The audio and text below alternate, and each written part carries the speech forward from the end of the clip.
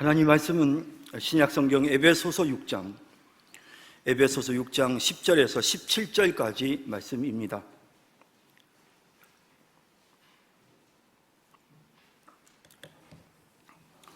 에베소서 6장 10절에서 17절까지 말씀. 이제 하나님 말씀을 우리 함께 한 목소리로 같이 읽겠습니다. 끝으로 너희가 주 안에서와 그 힘의 능력으로 강건하여지고 마귀의 관계를 능히 대적하기 위하여 하나님의 전신갑주를 입으라. 우리의 씨름은 혈과 육을 상대하는 것이 아니요 통치자들과 권세들과 이 어둠의 세상 주관자들과 하늘에 있는 악의 영들을 상대함이라. 그러므로 하나님의 전신갑주를 취하라. 이는 악한 날에 너희가 능히 대적하고 모든 일을 행한 후에 서기 위함이라. 그런즉 서서 진리로 너희 허리띠를 띠고 의의 호심경을 붙이고 복음이 준비한 것으로 신을 신고 모든 것 위에 믿음의 방패를 가지고 이로써 능히 악한 자의 모든 불화살을 소멸하고 구원의 투구와 성령의 검 곧 하나님의 말씀을 가지라. 아멘. 전쟁을 잘하려면 적을 알고 또 나를 알아야 합니다. 적군이 어떤 전략을 갖고 있는지, 또 적의 무기는 어떤 것이며, 또 그 적의 무기에 대응할 수 있는 우리 아군의 무기는 어떤 것인가, 이런 것들을 정확하게 잘 알고 있어야 합니다. 날아가는 비행기가 우리 아군기인지 적군기인지 구별이 안 되면 아무리 좋은 미사일을 가지고 있어도 이걸 쏴야 되는지 쏘지 말아야 되는지 분간할 수가 없는 것이죠. 그래서 적을 정확하게 알고 또 우리 전력도 정확하게 잘 파악을 하고 있어야 되는 것입니다. 북한은 사실은 전력으로 보면 우리 한국을 결코 이길 수가 없습니다. 그렇기 때문에 여러 가지 편법들을 구상하고 또 열악한 환경 가운데서도 열악한 전력을 가지고도 한국 군대를 이길 수 있는 방법이 뭔가, 이런 걸 생각을 하죠. 그래서 북한이 제일 많이 선호하는 무기가 이 북한 휴전선 근방의 산속에다가 이 굴을 파서 거기에 그 장사정포라고 하는, 그래서 이 단거리 포인데 이게 그냥 아주 경기도 서울 일대를 쑥대밭으로 만들 수 있는 그런 엄청나게 많은 포들을 북한이 이 휴전선 근방에 다 설치를 해놓고 있다가 만약에 여차하면 그러면은 이제 포공격을 해서 수도권을 완전히 박살을 내버린, 그 수도권이 꼼짝달싹도 못하게끔 만들려고 하는 그런 이제 전략을 가지고 있는 것입니다. 그리고는 이제 자기네들의 그 이제 전략 자산 중에 이렇게 저공으로 날아가는 비행기들이 있습니다. 그 비행기에다가 특작군들을 태워가지고 그리고는 이제 특작군들이 투입이 되어져서 곳곳에 중요한 군사시설에 이 특작군들이, 우리나라 같으면 공수부대원들이 이제 내려와가지고는, 그리고는 이제 테러를 하는 거죠. 이 게릴라전을 하는 것입니다. 그렇게 해가지고 이제 어려움을 겪게 하고, 그 다음에 이제 북한이 이제 미사일을 개발해서 이제 스커드 미사일, 그리고는 그 미사일에다가 이 방사능 물질이나 아니면 또 여기에 또 생화학 물질이나 이런 것들을 이제 주입을 해가지고 곳곳에 있는 군사시설에다가 그런 것들을 공격을 하려고 하는 이제 그런 계획을 갖고 있고, 그리고 이제 이것만 갖고는 도저히 안 된다는 걸 알기 때문에 이제는 북한이 이제 핵에 목숨을 걸고 있는, 그래서 이도 저도 안 된다라고 판단이 있으니까 핵에 이제 목숨을 거는 것입니다.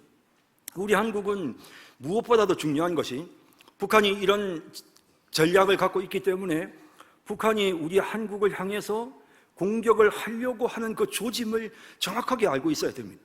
그래서 이 장사정포의 포문이 열릴 때, 다시 말해 수도권을 향해서 이제 엄청나게 많은 화력을 쏟아 부으려고 하기 바로 그 직전에 북한이 지금 우리나라를 공격하려고 하는구나, 이걸 정확하게 파악을 하고 있어야 됩니다. 그래서 정찰기가 너무 중요하고요. 그래서 이제 이 공중 정찰기가 계속해서 감시를 하면서 북한의 동태를 살피다가 북한이 지금 우리 한국을 공격하려고 지금 장사정포들을 움직이기 시작한다. 이거 수도권에 지금 이게 폭탄이 쏟아지겠다라는 판단이 있으면 그러면 즉각적으로 이제 우리 자산을 총동원해서 이 수도권 이 휴전선 쪽에 있는 장사정포의 위치를 다 알고 있습니다.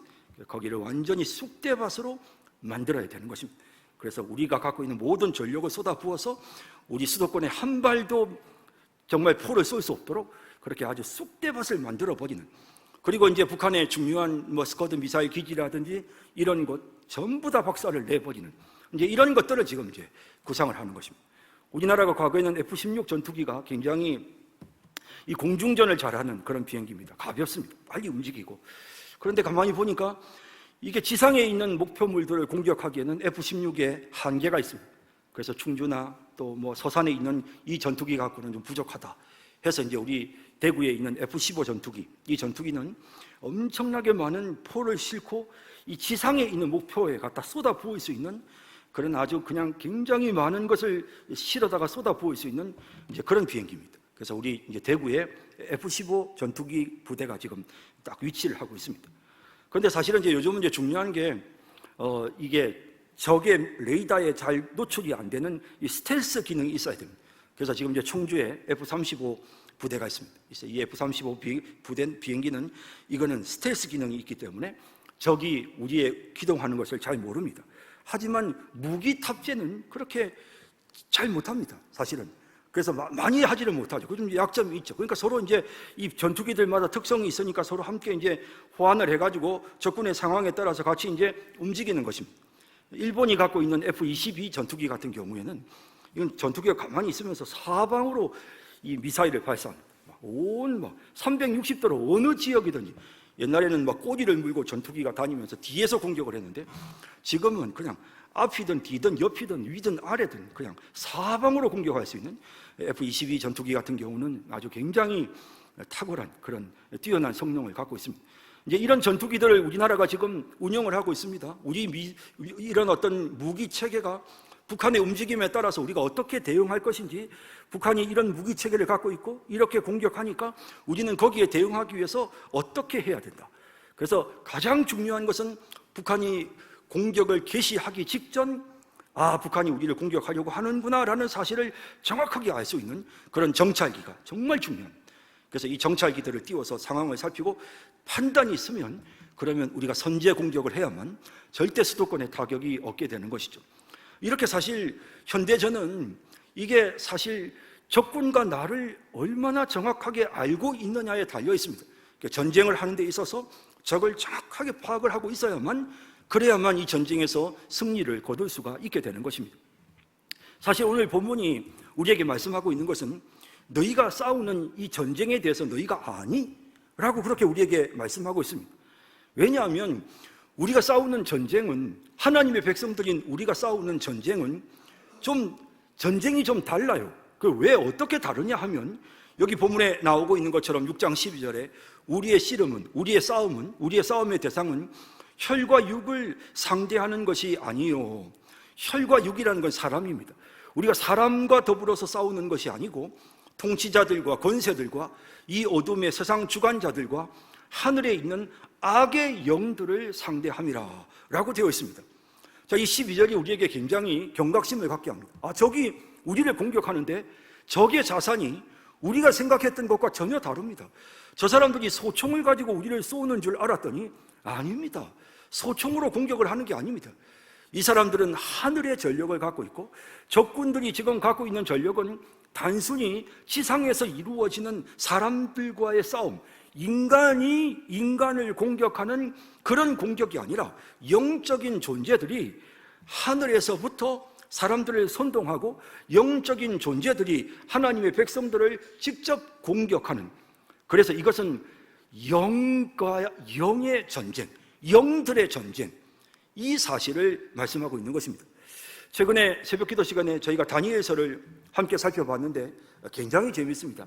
다니엘서는 항상 볼 때마다 너무 흥미진진합니다.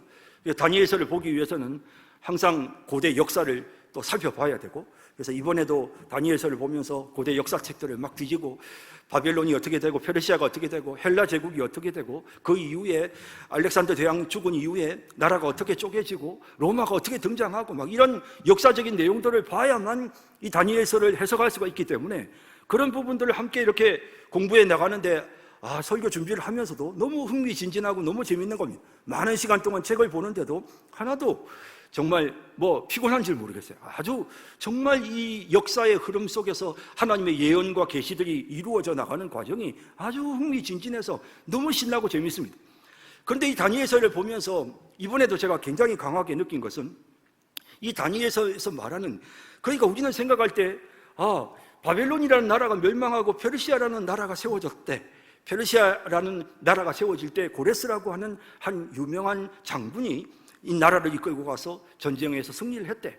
그리고 이제 페르시아 장군이 이제 죽고 나서 페르시아가 이제 이렇게 멸망할 때 알렉산더 대왕이 있었대. 이 알렉산더가 말이지 20살의 왕이 돼가지고 33살에 죽을 때까지 온 세계를 다 지배했대. 막 이제 이런 왕들의 이야기가 사실 너무 재밌어요. 역사의 그런 영웅들의 이야기가, 영웅담이 굉장히 역사를 볼 때마다 재밌고 또 그런 주제들을 다루고 있는 다니엘서가 흥미진진합니다. 그런데 그 내용에 보면 사실 굉장히 중요한 부분이 나와요. 그게 뭐냐면 하늘에서 전쟁이 있다는 것입니다. 그래서 바벨론 페르시아라고 하는 나라가 세워질 때에는 이 미가엘 천사가 이끄는 군대가 바벨론을 무찌르고 바벨론을 이끌고 있는 그 악의 세력과 더불어 싸우고 페르시아를 지지하고 페르시아를 도와줍니다. 근데 나중에 이제 알렉산더 대왕의 헬라국이 세워질 때는 또 반대로 또 이제 반대로 이제 그 하늘의 미가엘 천사가 헬라국을 도와주는, 그래서 이 페르시아국을 이끌고 가는 그런 영적인 존재들이 미가엘 천사와의 싸움에서 패하고 그 결과로 알렉산더 대왕이 전 세계를 지배하는 그런 내용이 나와요. 페르시아 제국에 지금 다니엘이 하나님 앞에 간절하게 기도하는데 하나님께서 다니엘에게 가브리엘 천사를 보내서 응답을 주시는데 그 가브리엘 천사가 하나님의 응답을 전하기 위해서 다니엘에게로 가고 있는 동안 페르시아라는 나라를 지배하고 있는 이 바사국의 이 바사국의 이 영적인 존재가 딱 가브리엘 천사를 가로막고 하나님의 응답을 전달해 주지 못하도록 그렇게 가로막는 겁니다. 그때 하나님께서 이번에 미가엘 천사를 보내서 미가엘 천사가 가브리엘을 도와서 바사국을 지배하고 있는 이 악의 영들을 축출하고, 그리고는 가브리엘 천사가 드디어 장차 일어날 계시를 다니엘에게 전달하는 이런 과정들이 아주 흥미진진하게 다니엘서에 보면 기록되어져 있습니다. 이런 내용을 보면서도 우리가 느끼는 것이지만 우리가 싸우는 싸움은 단순히 이 땅에 그런 어떤 세력 다툼이 아닙니다. 그냥 단순한 그런 전쟁, 문명, 기독교 문명과 혹은 세속적인 문명의 어떤 그런 단순한 그런 내부적인 싸움, 기독교를 박해하는 박해자들과 기독교를 수호하는 순교자들 간에 이루어지는 그런 대립, 이런 것이 아니라 이 모든 것을 초월해서 하늘에 있는 영적인 존재들끼리 벌써 하늘에서부터 전쟁이 일어나게 된다는 것입니다. 그래서 우리가 사람을 막고 사람들의 공격을 우리가 대비하는 그것이 중요한 것이 아니라 오늘 본문이 말하고 있는 것은 너희들이 싸울 대상은 이 땅에 있는 인간들이 아니야.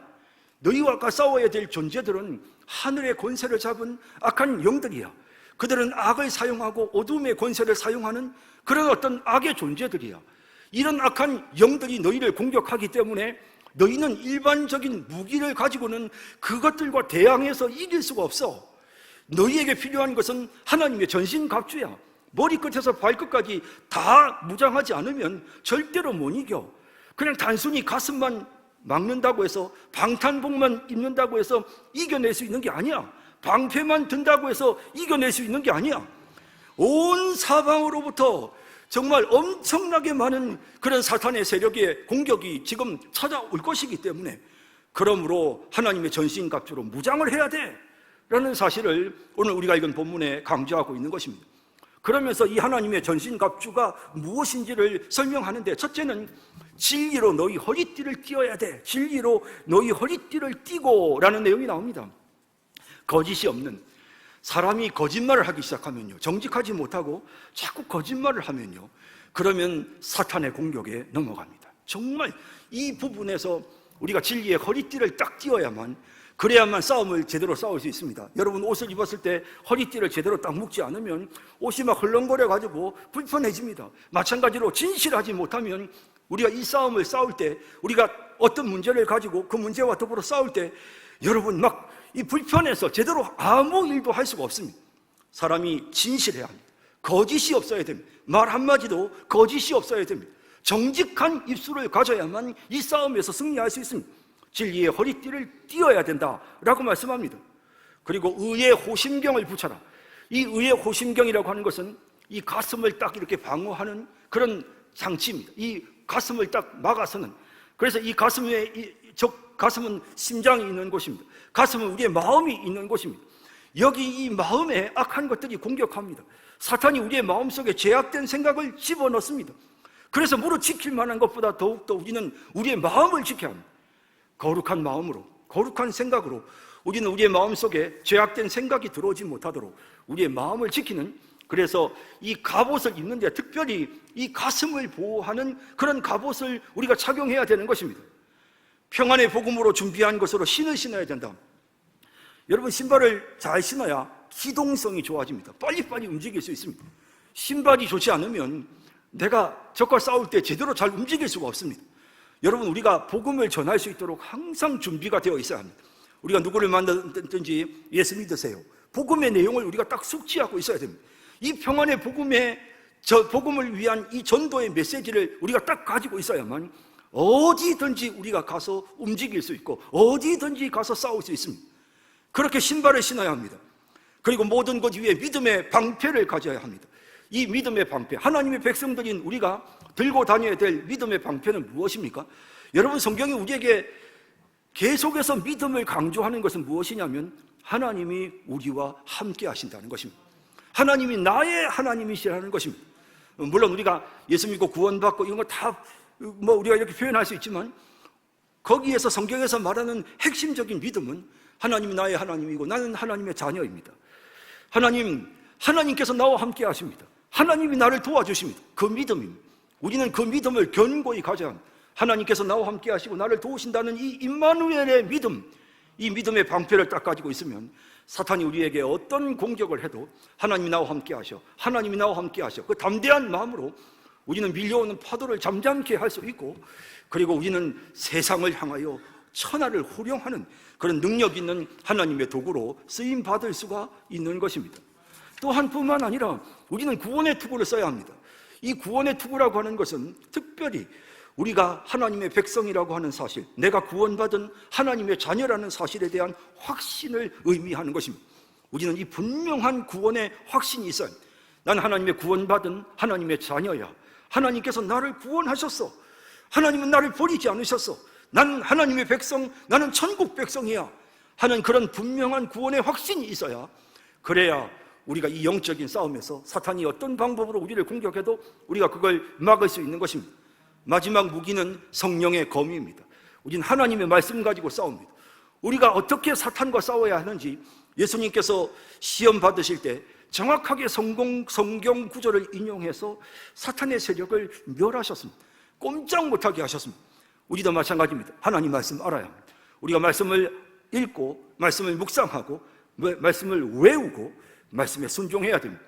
이렇게 말씀의 검을, 성령의 검, 하나님의 말씀의 검을 우리가 들고 있으면, 그러면 우리가 이 영적인 싸움에서 승리를 거두게 되는 것입니다. 여러분, 적을 잘 알아야 됩니다. 적이 지금 어떻게 우리를 공격하는지 제대로 잘 인식을 하고 그 적의 공격을 제대로 방어할 수 있도록 준비를 해야 되는데, 성경은 너희들이 싸우는 싸움은 이 땅에서 이루어지는 지상전이 아니야. 하늘에 있는 영적인 존재들과 싸우는 영적 전쟁이야. 그러니 너희가 준비할 때 그냥 단순하고 쉽게 준비하려고 하지 마. 너희가 전신갑주 입지 않으면, 너희들에게 만약에 조금이라도 빈틈이 생기면, 그러면 사탄의 공격이 집요하게 그 약한 지점을 물고 늘어져서 너희를 공격할 거야. 그러니 전신갑주 입어야 돼. 빈틈을 만들지 마. 머리끝에서 발끝까지 전체를 다 하나님의 전신갑주로 무장해야 돼 라고 우리에게 말씀하고 있는 것입니다. 그러므로 우리는 살펴야 합니다. 내가 구원의 확신이 있는가? 정말 내가 내 마음속에 악한 생각이 들어오지 않도록 내가 내 마음을 잘 다스리고 내가 내 마음을 잘 지키고 있는가? 야, 내가 지금 하나님이 나와 함께 하신다, 하나님이 나를 도우신다는 그 믿음의 방패를 딱 들고 있는가? 야, 내가 진리의 허리띠를 띠고 어떤 경우에도 거짓말하지 않고 내가 진실하게 말하고 있는가? 내가 어느 곳에 가든지 복음 전할 수 있는 그런 신발이 준비가 되어 있는가? 내가 지금 성령의 검, 하나님의 말씀을 들고 있는가? 우리가 이렇게 우리 자신을 점검하고 살펴봐야 합니다. 그래서 내가 이거 잘하고 이거 잘하니까 됐어. 아니요. 이거 잘하고 이거 잘해도 이거 못하면 사탄이 거기 공격합니다. 그래서 우리가 구석구석 우리의 전체를 다 살펴봐야 되는 것입니다. 여러분, 우리가 우리 가족을 위해서 기도할 때도요, 꼭 사탄은 우리 가족들 중에 제일 약한 사람을 공격하고 들어옵니다. 우리 가정에 어려움을 줍니다. 그래서 우리 가족들 전체를 다 하나님께서 지켜주시도록, 우리 가정에 하나님의 전신갑주를 입혀주시도록 기도해야 합니다. 내가 교회 생활에 문제가 없어도 직장 생활에 문제가 생기면 그러면 사탄의 공격을 받을 수밖에 없습니다. 그래서 우리의 삶의 모든 영역에서 하나님의 전신갑주로 무장해서 이 영적인 싸움에서 승리하는 그런 우리 모두가 되기를 주님의 이름으로 축원합니다. 기도하겠습니다. 자비로우시고 거룩하신 하나님, 은혜를 감사드립니다. 저희들에게 영적인 전쟁이 있다는 사실을 알려주시고 이 전쟁에서 승리하기 위해서 하나님의 전신갑주를 입어야 한다고 말씀하셨사오니 이 말씀을 저희들의 마음에 새기고 이 말씀대로 무장할 수 있는 저희들이 되게 하여 주옵소서. 예수님의 이름으로 기도드립니다. 아멘. 내가 너희에게 전한 것은 주께 받은 것이니 곧 주 예수께서 잡히시던 밤에 떡을 가지사 축사하시고 떼어 이르시되 이것은 너희를 위하는 내 몸이니 이것을 행하여 나를 기념하라 하시고 식후에 또한 그와 같이 잔을 가지시고 이르시되 이 잔은 내 피로 세운 새 언약이니 이것을 행하여 마실 때마다 나를 기념하라 하셨으니 너희가 이 떡을 먹으며 이 잔을 마실 때마다 주의 죽으심을 그가 오실 때까지 전하는 것이니라. 그러므로 누구든지 주의 떡이나 잔을 합당하지 않게 먹고 마시는 자는 주의 몸과 피에 대하여 죄를 짓는 것이니라.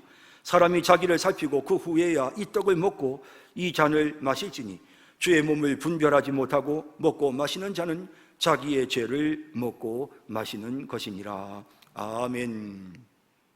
성찬 예식은 하나님께서 우리에게 주시는 정말 은혜의 시간입니다. 성찬 예식을 통해 우리는 은혜를 받습니다. 그냥 단순히 떡을 먹고 잔을 받아 마시는 그와 같은 어떤 마치 음식 먹는 그런 예식이 아니라 신비로운 영적인 능력을 공급받는 영의 양식이 우리에게 채워지고 우리가 영적으로 강건해지고 영적으로 성장하는 이런 은혜로운 일들이 성찬 예식을 통해 일어나게 되는 것입니다. 우리는 이 예식을 믿음으로 행합니다. 이 떡을 먹고 이 잔을 마시면서 예수님께서 우리를 위해 살찌고 피 흘리신 십자가의 은혜를 생각합니다. 그리고 이 떡에 이 잔에 예수님께서 영적으로 임재해 계시고 우리가 이 떡을 먹는 순간, 이 잔을 받아 마시는 순간 우리 주님과 내가 영적인 연합을 이루게 되는, 주님께서 내 안에 임재하시는 신비로운 역사가 일어난다는 사실을 우리는 믿습니다. 우리는 이 예식을 행하면서 자격 없는 죄인이 어찌 이 떡을 먹고 이 잔을 마시겠습니까? 주님, 내 허물과 죄를 용서해 주십시오. 우리 자신을 돌아보고 예수님의 피로 우리 자신을 씻는 그와 같은 은혜로운 시간을 통해 우리는 이 예식에서 은혜를 받고 함께 떡을 먹고 함께 잔을 받아 마시는 우리가 식구라는 사실을 생각하면서 우리는 우리가 하나라고 하는 그런 감격 속에서 이 예식에 참여하게 되는 것입니다. 그리하여 우리는 이 예식을 통해 큰 은혜를 공급받게 되는 것입니다. 오늘 이 시간에도 여러분 꼭 은혜 받으시기를, 이 예식을 통해서 하나님께서 주시는 은혜를 여러분들이 공급받으셔서 정말 은혜가 넘치는, 그래서 여러분들이 영적으로 더 성숙하고 영적으로 건강해지는 그런 은혜로운 시간이 되기를 주님의 이름으로 축복합니다.